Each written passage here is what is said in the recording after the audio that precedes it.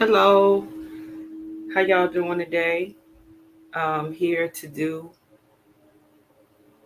a live on dating an inmate, a real life experience.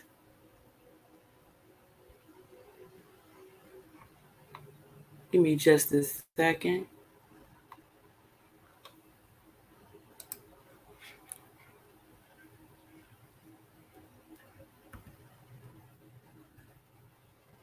Hello, can everyone hear me? I guess you can. I see my little thing lighting up. Give me just a minute. I'm going to add my link as soon as I can find it.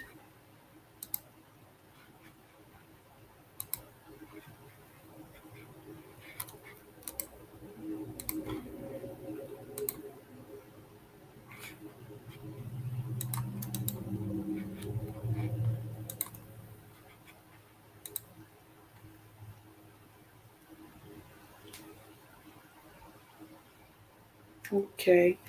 Well, today I decided to do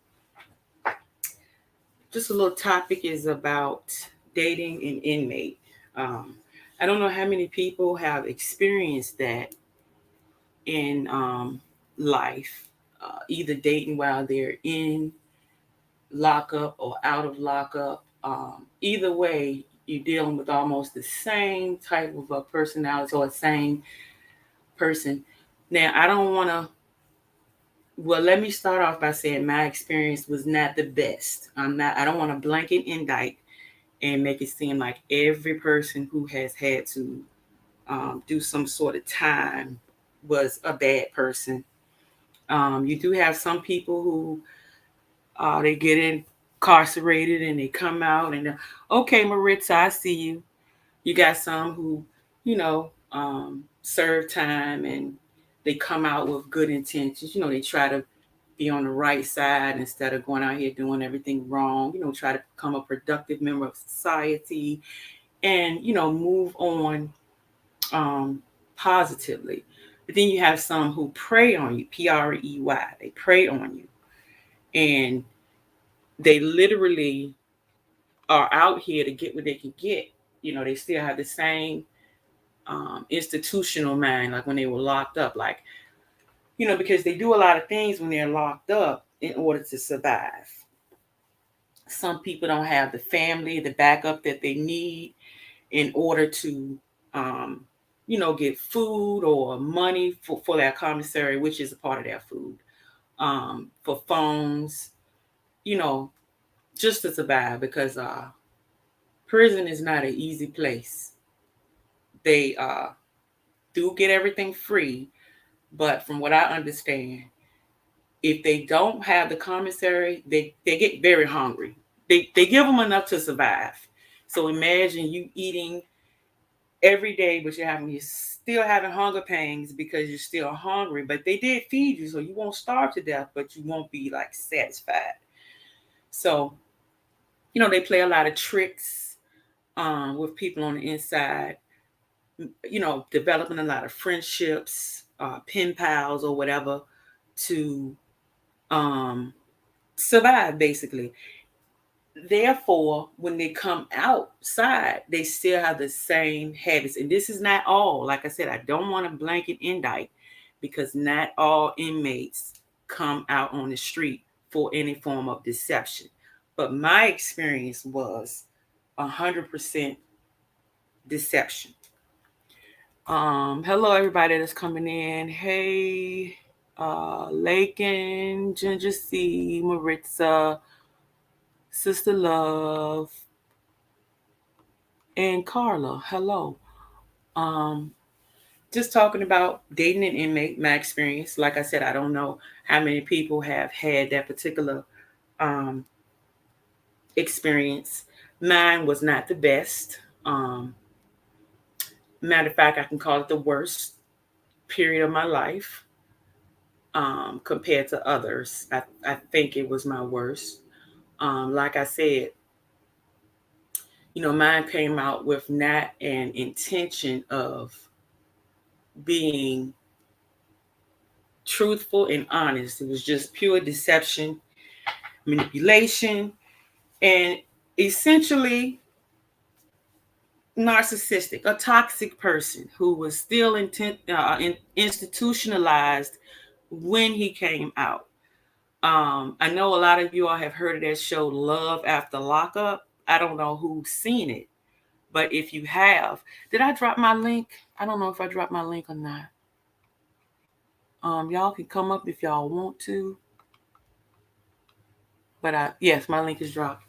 I don't know how many people have seen that show, but that show is very, very, very real. I'm pretty sure some of it is scripted just for, I don't know, entertainment purposes, just to make it have more of a bang.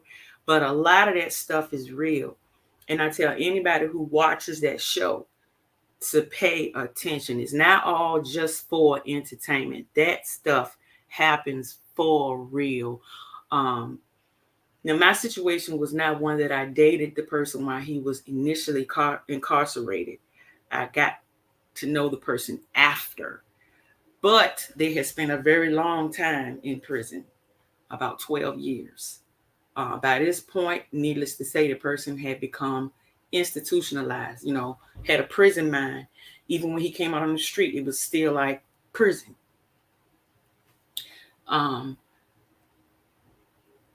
That show is, I cannot stress how real it is. And people, when you get involved with these folks, especially when you're talking to them in prison, they're going to tell you everything you want to hear. Everything. They'll tell you they love you a million times. They'll tell you, I'm coming home to be with you. I want to marry you. They will plan a whole future with you. And they do this to make sure they still can secure their bag. Most of them. Like I said, I don't want to say it's all, but it is definitely a high percentage of inmates that will use you for the money so that they can survive while they are in prison. You have a lot of people who are in prison who are on some type of drug. So they're dealing with substance abuse. They need money for their commissary. They do the same things like they do out on the street with their commissary. So you send them the money, they buy everything they want from the store. They call it the store, but it's really the commissary. And they use that money for bartering. The items for bartering, trading for different things. They use that for currency. They use their commissary for currency. So they love to have a lot of it, not just to eat, but to also be able to use it as a form of income. It's a form of clout. It's a form of status. So therefore, one person may not be enough.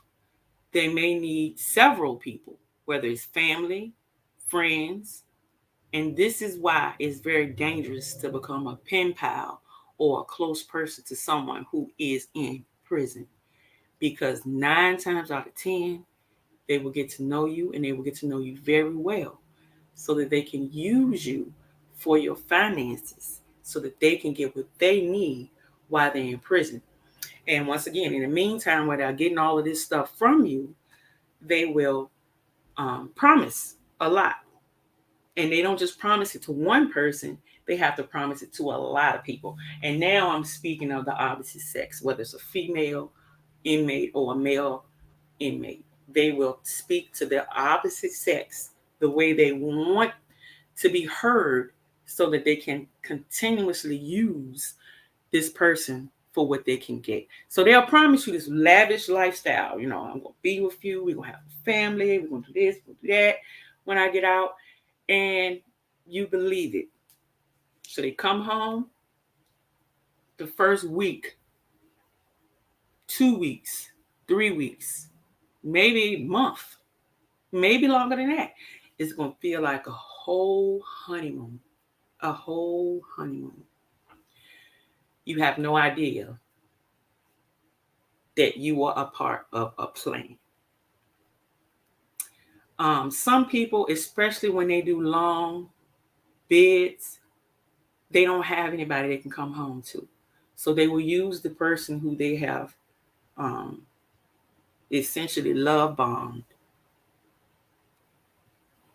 to come home to. They need a secure place to stay when they get out. So they'll use you, knowing that they talk to many, many, many other people, and while they're there with you physically, they're still mingling with these other people that they had built fake relationships with when they were behind bars. So you have to deal with a lot of deception, a lot of lies. Um, but your heart wants to believe that what was said will come into fruition when they're out here on the street with you.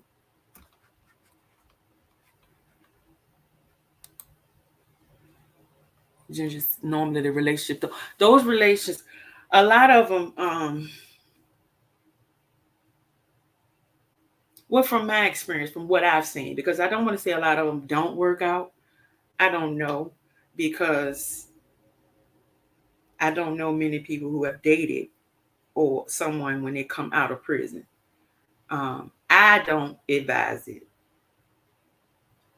I feel like you should get to know the person maybe years after they come out of prison, because once again, the reason why I can talk about this is because once again I can relate it to toxicity or narcissism. Um, Most of the time, nothing about it is real. It's all made up so that they can use you and keep getting what they need to get from you until they can get on their feet. So they'll stay with you for as long as they have to stay with you until they get what they get. Or if they don't get what they get, they'll keep hopping to this person, that person, while you're thinking they're with you. And next thing you know, boom, they're gone because they can't get what they want to get from you. So they go to the next one. And once again, you have to remember this is something that they learned while they were locked up. This is how they survived, by dealing with so many people so that they could survive in prison. Everybody speaking. Hello, legend. Thank you for joining. Once again, I have my link pinned. I don't think I have it pinned, but it's in the chat. You're welcome to come up if you like, anybody. So once again, I learned that they have a lot of personality types. The inmates, they have a lot of personality types. They have entitled personality. Some of them have a bully personality. Some of them are self-righteous, and some have a sheep personality. Meaning that the sheep mentality. They're the ones who seek the sympathy, and they act like they're the sweetest person in the world. I'm very remorseful. And keep in mind, all of these personality types, they develop them so that they can survive. Prison is not an easy place. It's a different world. Now, I don't know because I wasn't a prisoner, but I know from what I've learned from the person I was with, as well as research and some of the things that I see on TV. But I know in real life, the stuff you see on Love After Lockup, 99% of that is real. I don't know if y'all saw the last episode, season, whoever looked at it, but that Monique, and I think Derek was his name, that right there, I can 1000% relate to that. And the reason I can relate to it is I know most of us, when we saw Derek and we saw Monique, we were thinking to ourselves, that's a very odd couple. He was very small, handsome young man. She was big, not just in weight but height. I mean, he was short, and it was just a total opposite couple. But he came home, and I mean, he loved on her, just like it was real love. But these people, what they do is they don't care what a person looks like. All they want is what they can get, and it's an ego trip thing. They feel like it's like conquering something. It's like, okay, well, let me satisfy you as much. It gives them a thrill. So they don't care what anybody looks like. So that's out of the window. A lot of people say, well, she was, oh my gosh, how did he get with her? Really, really? They don't care. They just know what they want and they get it however they can get it. It's something they ingrained in themselves when they were in prison. Uh Everybody speaking. Oh, hello, Lala. Ginger C. Let me see. Everybody speaking. Hey, Real Spill. So let me start at the beginning. That's just an overview of people, and I wanted to give y'all kind of what I got from it when I came home. When he came home, I got a bunch of lies. I didn't get anything that was real. Like I said, they'll put all of these fantasy future, like fairy tale futures in your mind, and you will literally let everything go out here in the street. I mean, there's plenty of men walking around out here free, no type of charges. I mean, upstanding, and nobody's perfect, but definitely you got a lot of people walking out here that's not incarcerated. But we often wonder, why do people get stuck with these people who are incarcerated? I mean, you got people you see every day. But these people, they know how to get into your head and they know how to make you feel. And you would definitely let go of what's out here in your face for a chance at that the fairy tale that they give you. So that's why I gave you that particular um, description, because that's what I dealt with. Now, first of all, like I said earlier, I did not meet this person when he was in prison. I met him when he was released from prison. However, it was like, I don't know, a couple of months. And me and my little naive butt, not having a whole lot of street knowledge, it was real easy I was naive. I was green. I didn't know much. Um, Sheltered most of my life, had absolutely no street knowledge. I got all of my street knowledge from him over those 10 years. By the way, this is the narc I'm talking about. Um, Went to a social event one night and I met him. Soon as he spoke, phone numbers were exchanged. Real easy. Yes, Carla, it is an odd couple. And people, like I said, I know a lot of people were looking like, look at this little man, this little handsome man with this real big, tall girl. I mean, it was just total opposite. But they don't care who they involve themselves with. They just involve themselves with because of what they think they can get or what they're trying to get. Think about it. She had a house. I mean, I don't know what kind of job she had, but she was able to, take care of. They just want somebody to take care of them when they get out of prison. So that's what they look for. And most of us don't realize it until they come home. That's when we realize that was the whole objective, to get out and be with you, because they know they got a secure spot with you. They don't have to worry about where they're staying when they come home. Boom, it's you.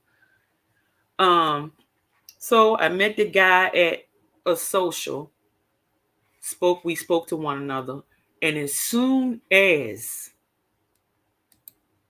my opinion is to low self-esteem and look for love in the wrong places. That's true. Now, I do think that's true. I mean, not to stereotype Monique, but the average person would have probably walked by only because of what people feel like women should look like.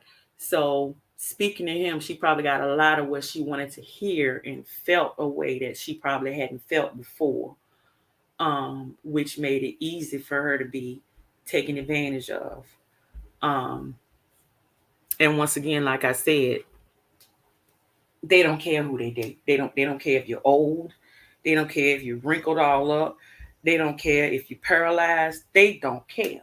Just as long as they can get home to you and you can take care of them until they get what they can get, and they'll leave you. Some people will actually marry you and leave. They don't care. I mean, it's just a piece of paper to them. They will literally marry you and leave. Move on to the next one. No big deal, no problem. And a lot of these prisoners, they have substance abuse problems. So people who are not familiar don't understand how rampant drugs are in the prison system. They're in there just like they are on the street. Maybe not as abundant, but they are in there to the point where they can literally, if they have the money or if they have the people on the outside or whatever who can get them the product, they can get it and they can use it just about every day. So that's another issue. So we exchanged phone numbers, and I mean the thing moved so quick. I remember first conversation was probably, it was late that night, way in the wee hours of the morning. And I remember some questions he asked, and I didn't think anything of it initially because I'm not understanding that this is I'm thinking it's like a normal. You meet somebody, you're getting to know this person. But he was trying to get to know a little bit too much, but I still didn't think of it like that. But a couple of the things I remember him asking me, well, one main thing, and that was, do I drive? And that's exactly how he said it. That should have been the first red flag for me. Do you drive? That wasn't the first question, but it was one of the first. Of course you're gonna ask, are you in a relationship? Oh yeah, he asked, do I have my own place? Do I have a car? Am I working? All types of things like this. Now, when I look back in hindsight, I understand the questions were not because he was interested in me, but interested in what he could get from me, which is related to toxicity, is related to the narc and how they will use you for what they can get from you, how they will, you know, say certain things or play certain games so that you can just believe in a lie. That's the same thing that former inmate did to me right in the beginning, but I had no idea that is what it was. Let me see what you have so I can see how many times I can call you to get a ride. So I can see if I can stay over when I want to stay over. So I can see if you have enough money to get me my drug. I didn't realize it, but that's really what it was.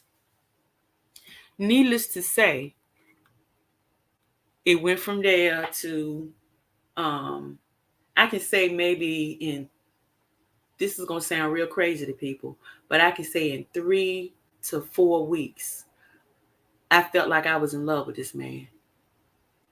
I'm not kidding you. I'm not exaggerating. I felt like I was in love. I felt like I had found the love of my life. Like I had never been loved like that before.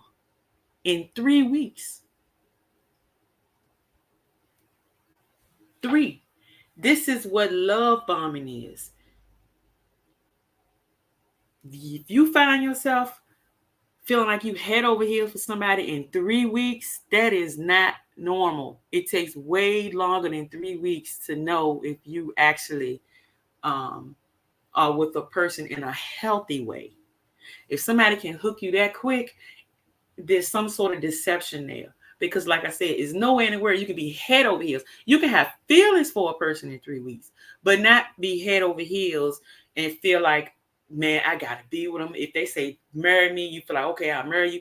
This is why y'all see sometimes people, like we may hear of a celebrity or somebody in our family or somebody somewhere meet somebody, and in a couple of months they get married to this person. They go off and elope, or they tell her, hey, I'm getting married, and everybody looking like, are you crazy? You just met this person. That's what love bombing is about. It's about making this person feel like they are your soulmate, that they are just like you, that they will be the one to give you every one of your desires. And this is what happened in a 3-week span. 3, maybe 4 weeks. I'll give him 4 weeks max. I believe if he would have asked me then to marry him, I probably would have, if I could have. I probably would have married the man. You know, so after it turns into that, I learned that this man was not only a prisoner at one point. Well, I already knew that. But then I learned he has a severe drug habit. And let me go back to that let's talk. I'm sorry, I was going to say let's talk with love. Sorry. Love after lockup. Let's go back to that show. If we notice, most of these men on this show or the females, most of the people who got out of prison, you hear a lot of them say something about them having some sort of addiction, either at some point in their life before they went in, or you'll find them still struggling with it when they come out. Like I said, I was green. I had no idea about any of the street. I never dealt with anybody who had been in prison before. So I'm very empathetic. And you tell me you on, you using needless to say, I didn't know the effects of it. I told y'all. Now I want you to understand I was very, very green. I had no street knowledge. None. Never was involved with anybody who did any types of drugs. Maybe every now and then somebody might smoke some weed or something, but never heavy narcotics. Heavy in none of that. Never was involved with it in person. I saw it on television, but I still didn't realize the impact of it because I had never seen it before. So this little slickster gonna tell me one day. He said, "Yeah, every now and then I might snort a little heroin." And in my head, I'm thinking, "Oh, okay, that's just like if you go to the store and get a beer, or you go smoke a little weed. You just do it every now and then, not realizing that it's not a recreational drug. It's something that will hook you and keep you hooked for life if you choose not to get help and get off. It got you. Once you get it, it got you. So I found out the man is a addict. But by this time, I'm like I said, I'm feeling like I'm head over heels, head over heels. So once this person realizes that they have me, this is when all of the everything evil you can think of come out. All of it. I mean the lies. I don't even know if cheating began in the beginning, but probably was cheating because, like I said, this person was a narcissist, and narcissists are never ever in a relationship. They are always in their head single. They can be married. A girlfriend. Everybody on the street, they married and have a girlfriend, but they are never ever in their head attached. They're always single. You are the one who is attached, but they're not. So while you're being faithful, this person is making you feel like they're faithful with you, but they're out here on the street doing whatever they're doing with whoever. Almost all the time. Right up under your nose. This guy was work. I'm thinking you at work, but you out in the street, either getting high or with some female. Now, once again, I don't want everybody to think that every inmate is like this when they come home, because there are a few who have remorse, they regret what they did, and they want to become a productive member of society. They want a change.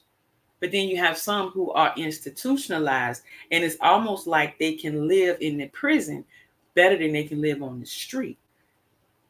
So I was dealing with an institutionalized one who, because of my empathy, I felt like I could help, which is what they look for. They look for people who feel sorry for them. It's how they get what they can get. They want you to feel sorry. So while I'm not knowing how strong a drug addiction is, I'm constantly hearing, "Oh, I want to get help, man. I'm so tired of doing this. I really do want to get the help. You know, I'm gonna go to an NA meeting. And I'm okay, yeah, let's do this. Let's do this. This person would go to the meeting, and as soon as the meeting was over, want to go to the hood and get what he want to get. Then let me tell you what I realized. He was going to get what he wanted to get after the NA meeting because he was doing what was required of his probation. You need to go to these meetings. I need to see that you went. I'm thinking it's out of sincerity in the beginning. I'm not knowing that it's just a game for you. It's so that you can make it appear that you're trying to get yourself straight. Not just for me, but for probation. But I think if it wasn't for probation, I don't think he would have went at all. You know, um, because actually we had a little incident before he went to one day. He refused to go in there, and I guess he thought about it. Well, if I don't go in here, I'm not gonna be able to get my stuff. So let me just go in here.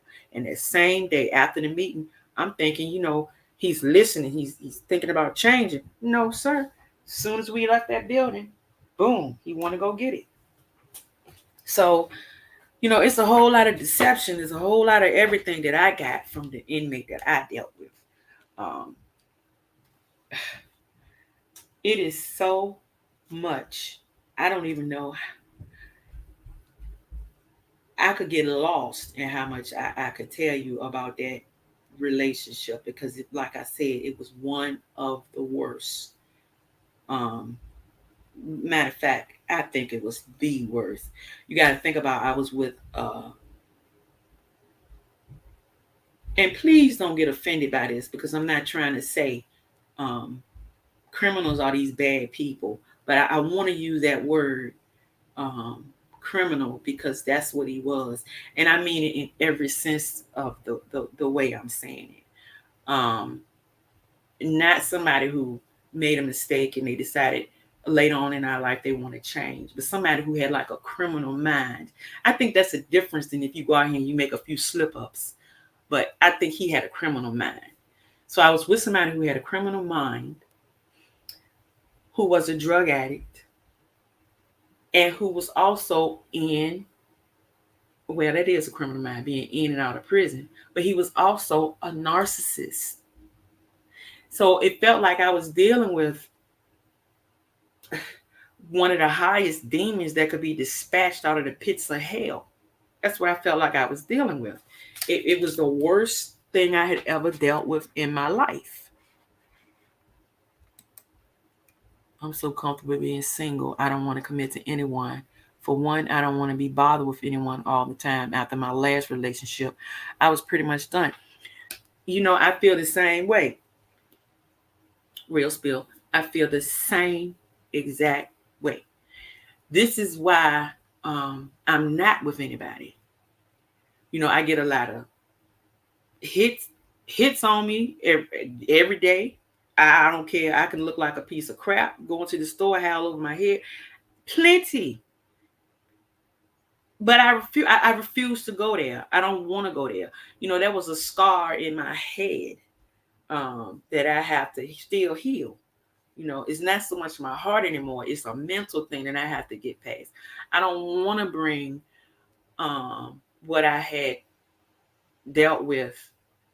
I don't want to bring that into something else. I want to be 100% healed. I prefer to live every day in peace than to live every day on the edge and not knowing what I will have to go through when I open my eyes in that morning. So, once again, I was dealing with somebody who had a criminal mind, somebody who was an addict, and a narc.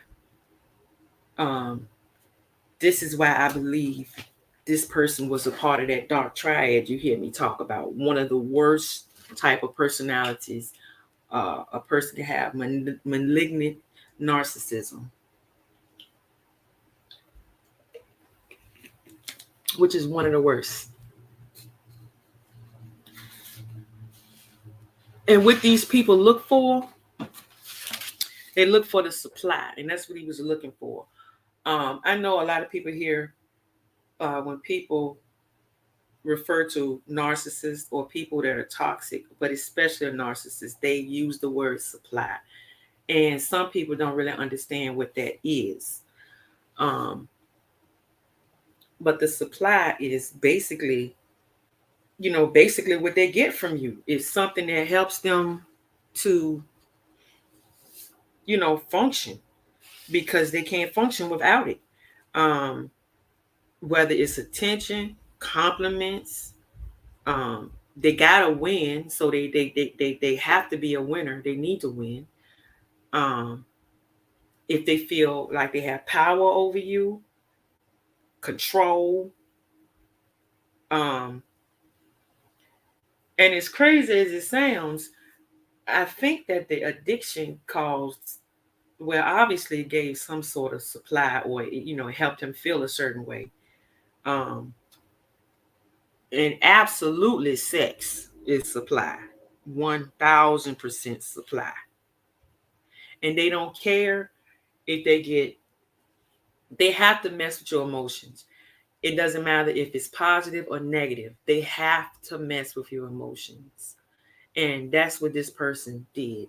You all often hear me say that um,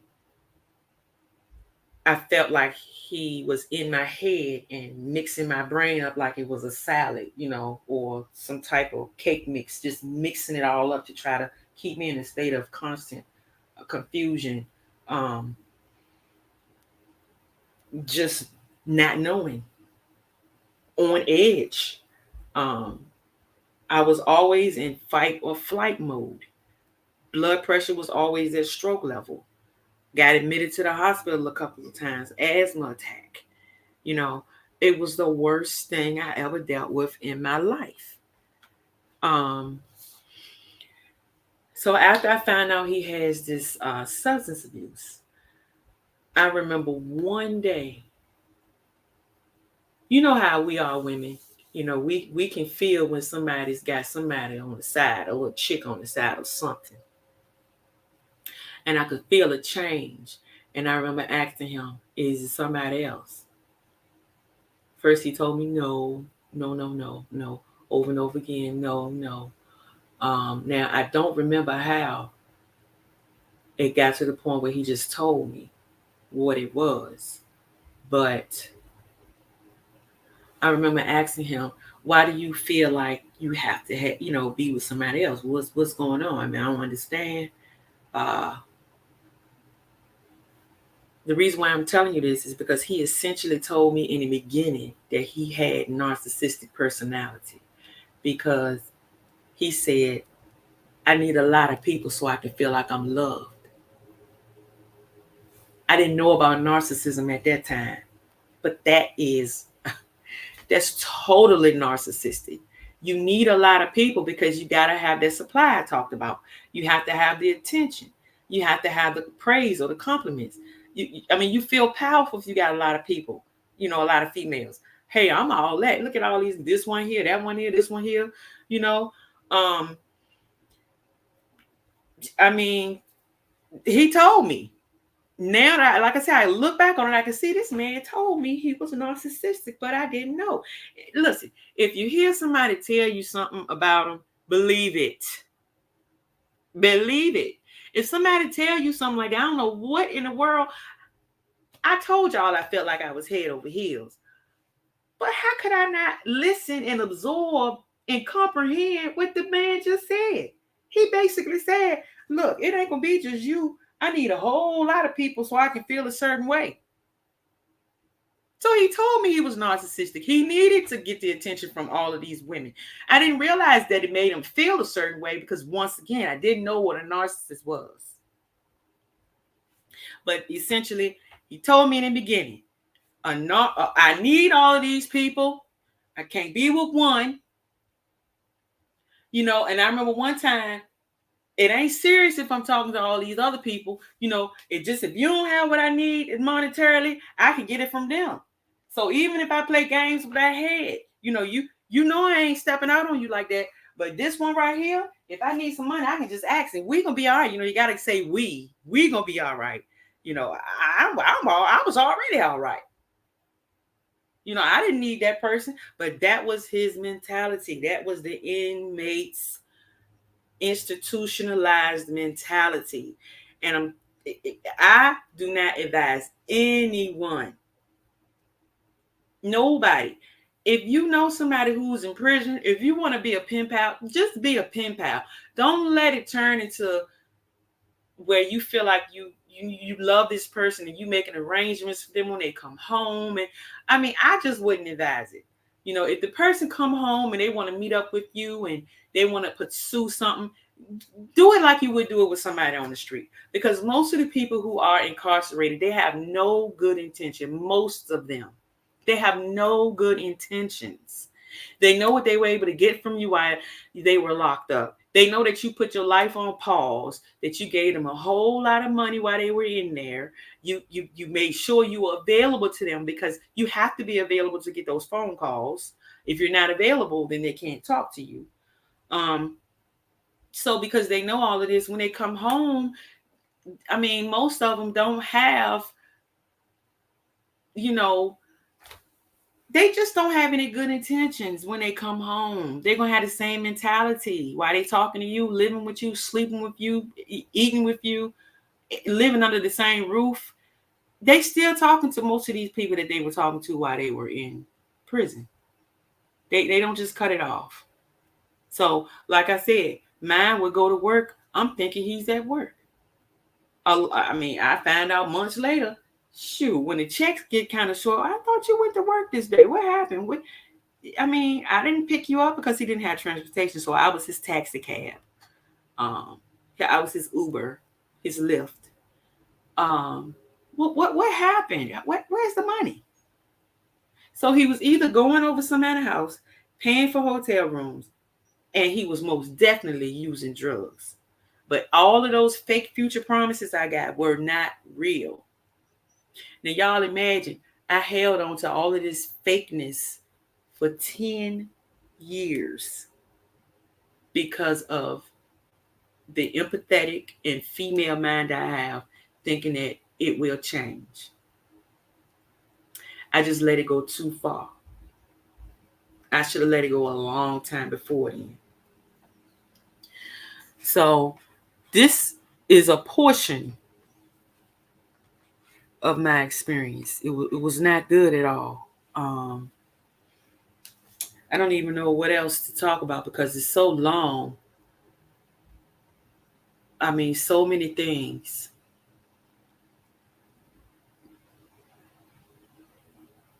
So much. I don't even think I could do it in a whole life. Talk about it all. But I don't know if anybody had any questions.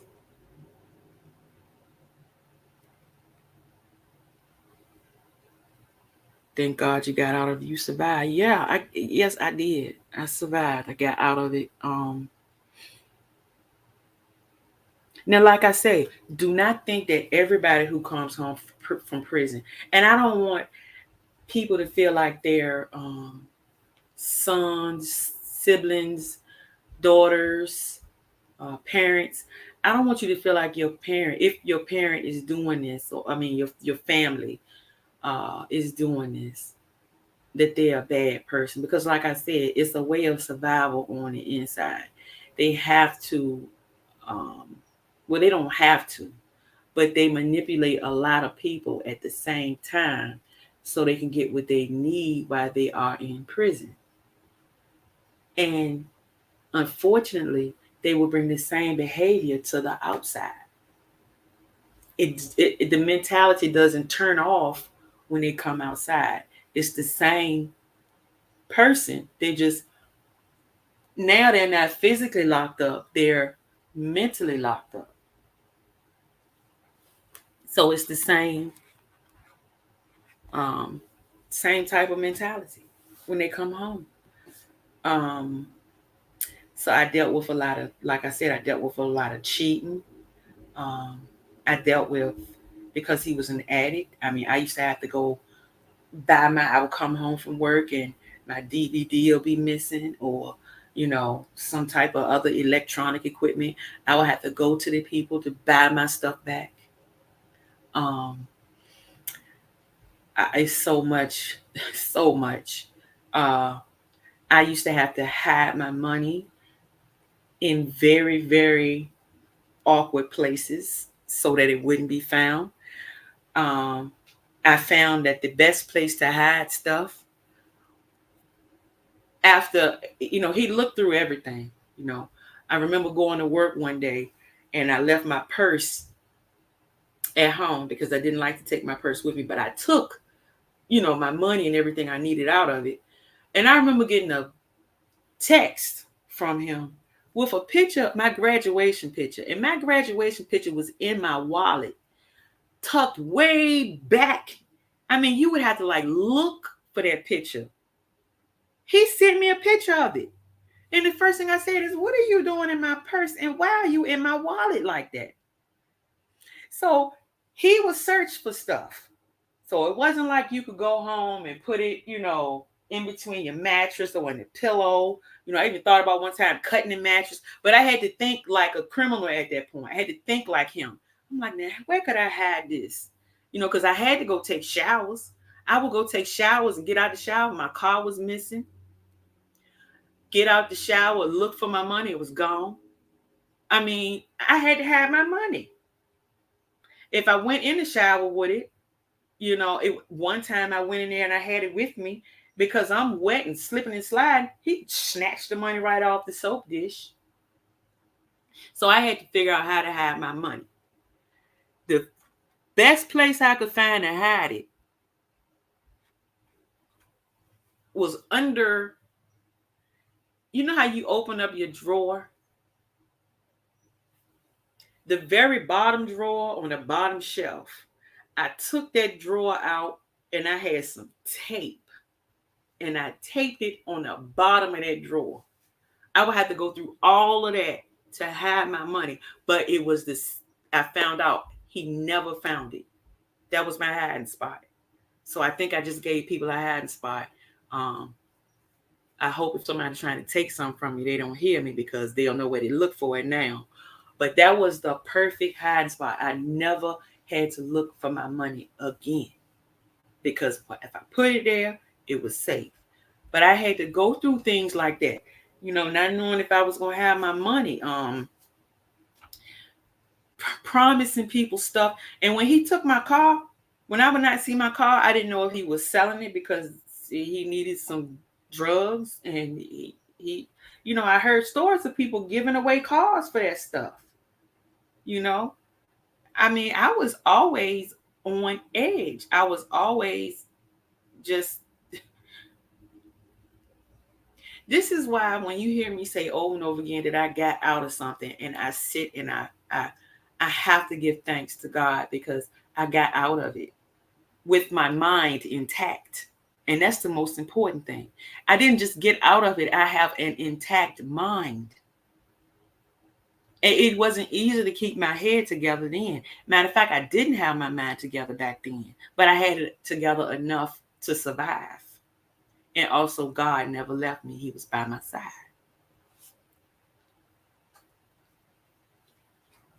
And look at these comments.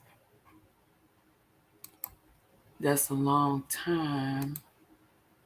I hope it's hope for them, but I can't even talk. It's hope for them, but statistically, they have a lot of issues to overcome. Yes, they don't just have a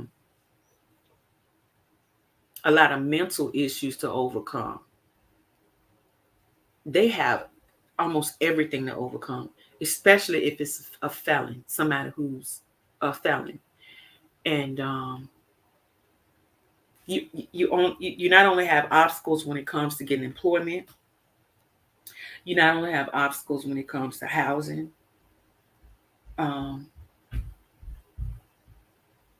mental.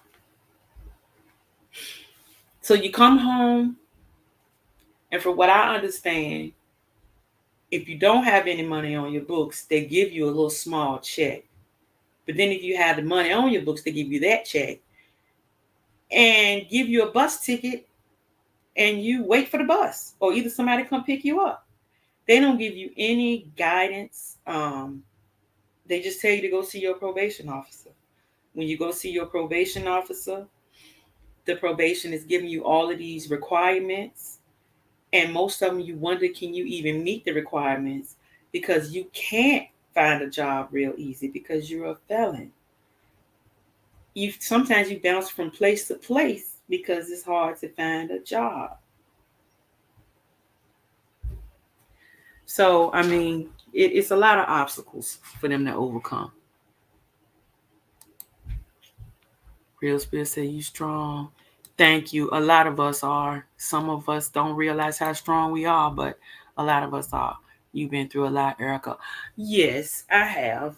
Like I said, sometimes I don't even think about how much I have been through until somebody tells me. Just what you said, Legend. They'll say, Erica, you've been through a lot. And then that's when I think about it, man. And like I say, to still come out with my mind intact, that's right there is the most miraculous thing. And only God could keep my mind intact. This man was trying to destroy me. Like, just like the devil. Everything about me, he liked because that's what he wanted to be. But he couldn't get those characteristics organically. So because he couldn't get those characteristics, he hated me. So it's a love-hate thing. They attach themselves to you because they like everything about you. But then they start to hate you because they just can't be like you. And when they start to hate you, that's when they try to destroy you. Well, you know what? I don't like her. I mean, I can't be like that, So they just try to bring you down by any means necessary. Hello, Mods in chat. I'm moving around a lot. My signals are strong around, but I'm listening. Oh, thank you, Nark. Thank you for joining. Hello, Nark. Oh, thank you, Maritza. You can go ahead and drop some more if you want to. That's fine. Anybody can. Ginger C. Y'all can drop some links if y'all want to. That's fine. Yes. So the just dealing with that. I mean, I don't know how many of you can understand what I dealt with. It wasn't just a narcissist. It was a layered thing. Only God got me through that. Only God. I couldn't get through it myself. I got through it. I'm here. I'm not where I want to be. At times, I feel like I'm a teenager starting from, when you just graduate high school. Uh, that's how far back I feel like I got pushed um, from those 10 years of my life. But I don't know what else to talk about. Unless y'all had a question, you can ask if you wanted to find out, if it's a certain thing that you may be curious about um, while I was in that relationship. Maybe something you saw on Love After Lockup. I'm trying to think of some things in my mind now. But a lot of what I see on those shows, they are like very, very accurate, extremely accurate as far as the treatment that you get. Like I said, they'll come home and it's a honeymoon. And after the honeymoon is over, you find out who they are and what their real intentions were. Um, you remember the episode, I think it was the season before this last one, or it might have been the same season. I can't remember. But it was that little, he was a kind of short guy. And I forgot her name. I can't remember these people's names. He wore glasses. Can somebody remember the name? A white guy. He wore the glasses, and the other girl, she was taller than him, and I think she had like this website where she did the modeling. She was, what was her name? I can't remember the name, but he was doing everything for her when she was in prison, just like all of them on that show do. They break their back to make sure the person is okay. And when the people come home, like I said, they'll hang around. They'll even compromise how they feel about you, whether you don't even look attractive to them. They will still consummate that thing, just to make you feel like you have them, that they are yours. So you will continue to do what you do for them. And that's just from an inmate or a manipulative standpoint, because unfortunately, a lot of inmates have to be manipulative. They manipulate to survive. It's not only just for the people on the outside; they also have to manipulate people when they're on the inside. And it's a dangerous place. It's not like we get up every day and get out here and walk around and everything is normal. No, it's dangerous. They have to manipulate to survive in there. And like I said, it's they've been locked up for a long time. When they come home, they're going to have the same exact mentality. It's hard to change a person once they have been institutionalized. I don't know how many of y'all remember that show, Shawshank Redemption. Remember the older man? He had been in there for so long, so long. Well, it finally came to a point where he was about to be released, and he didn't want to be released. And remember, he was on the outside, and you know, you could see he was just not comfortable out there, and he was so uncomfortable that he ended up taking his own life.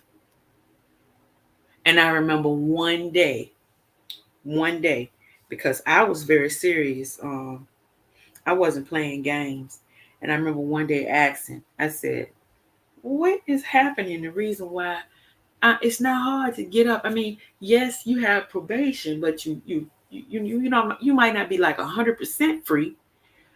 I said, "But you still can get up, move around, do what you want to do. You're not confined. I mean, you just have to report certain days and it's certain requirements you have."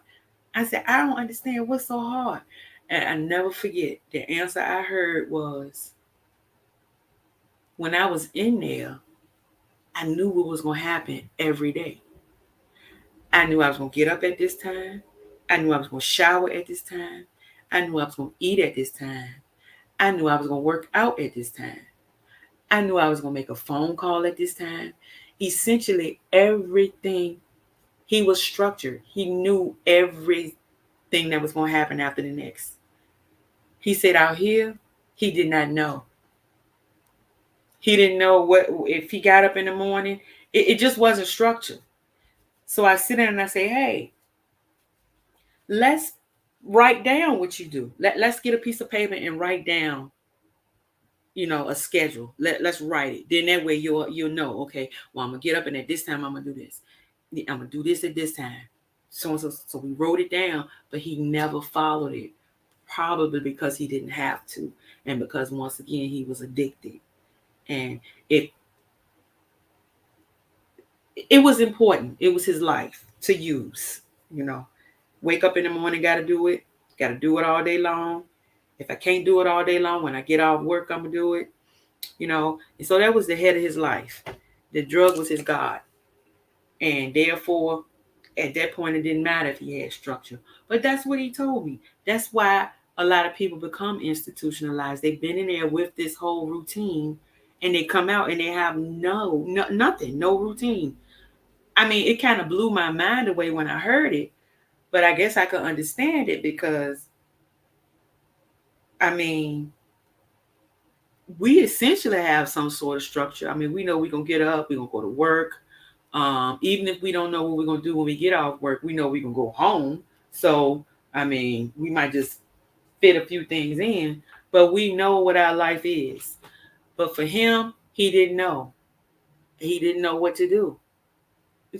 It was the strangest thing in the world to me, but I've never been locked up like that. So I don't know how it feels, but it made sense when I heard it.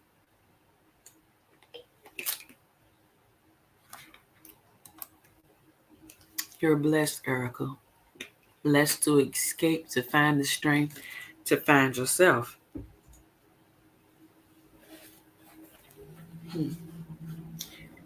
Yeah, that's deep right there. That's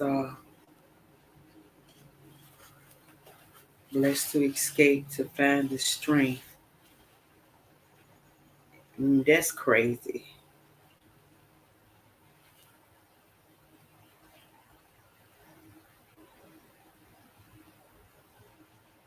That's, ooh, that explanation right there. Mm, that's deep. That's deep. Blessed to escape, to find the strength, to find yourself.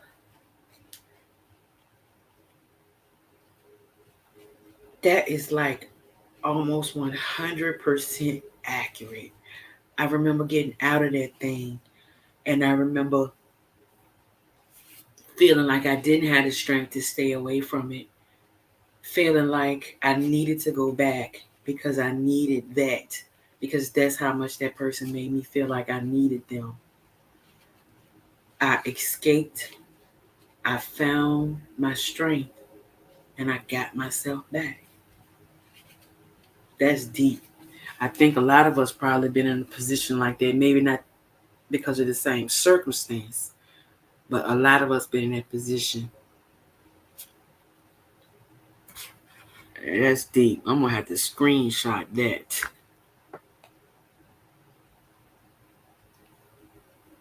That's deep. I like that. Made me a little teary eyed because I'm telling you, that thing right there. I mean, imagine the worst situation you had to deal with in your life, and you have no idea if you can or how you gonna get out of it.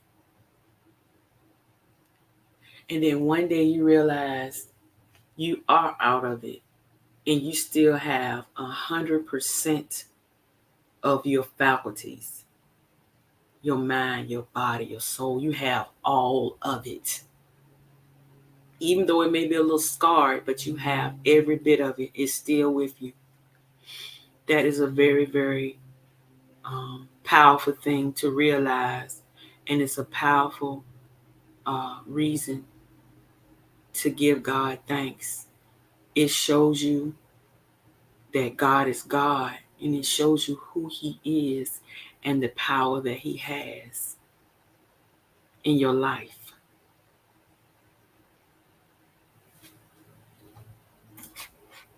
Mm.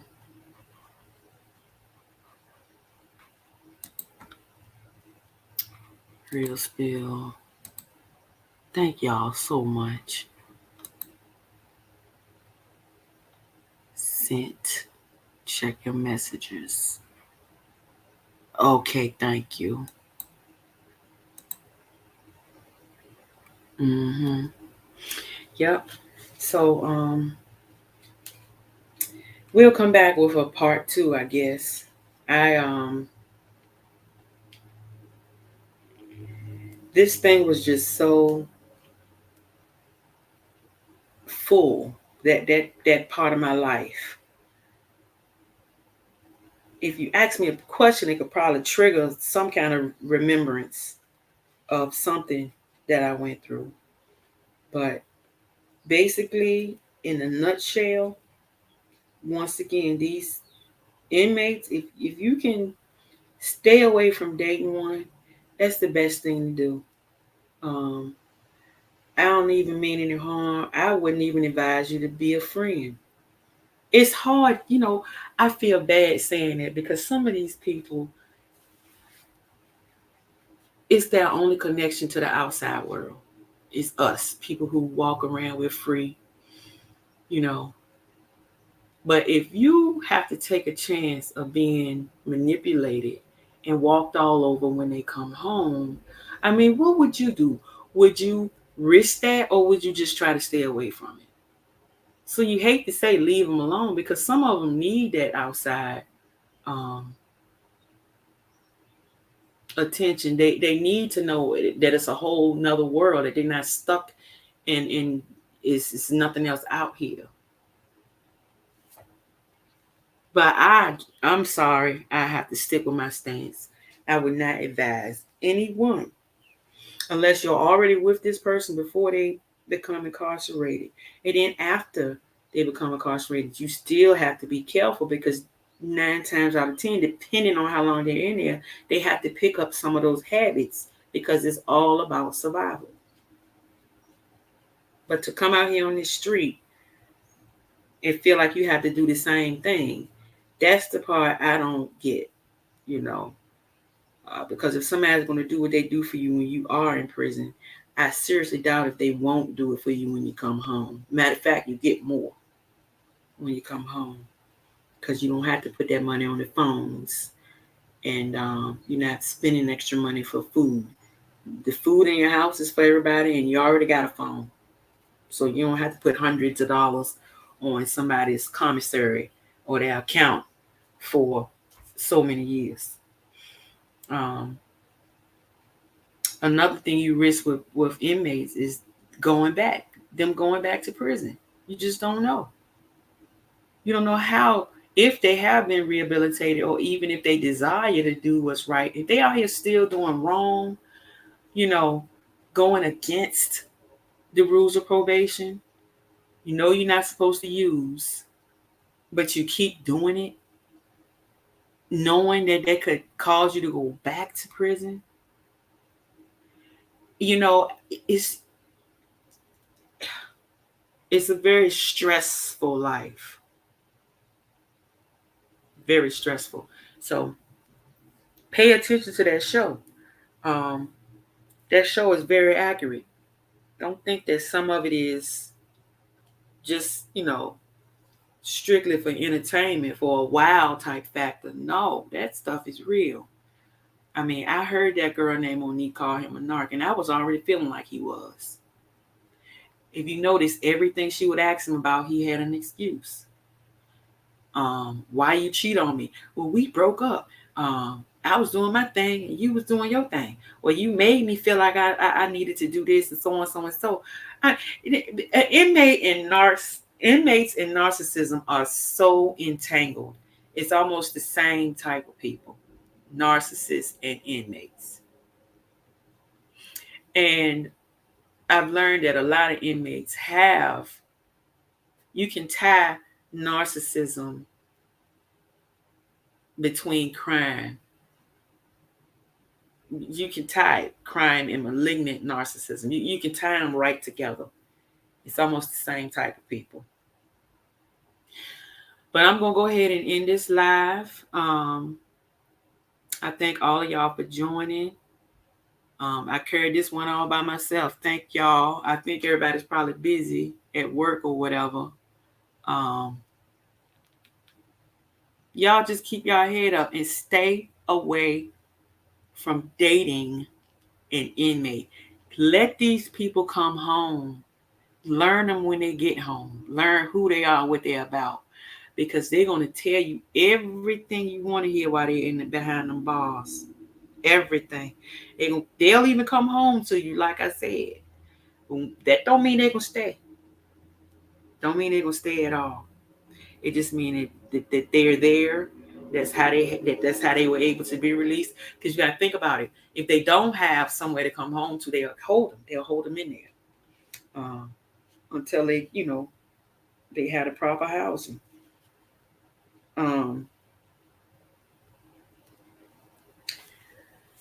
Stay away. Just stay away if you can. Try not to involve yourself with any type of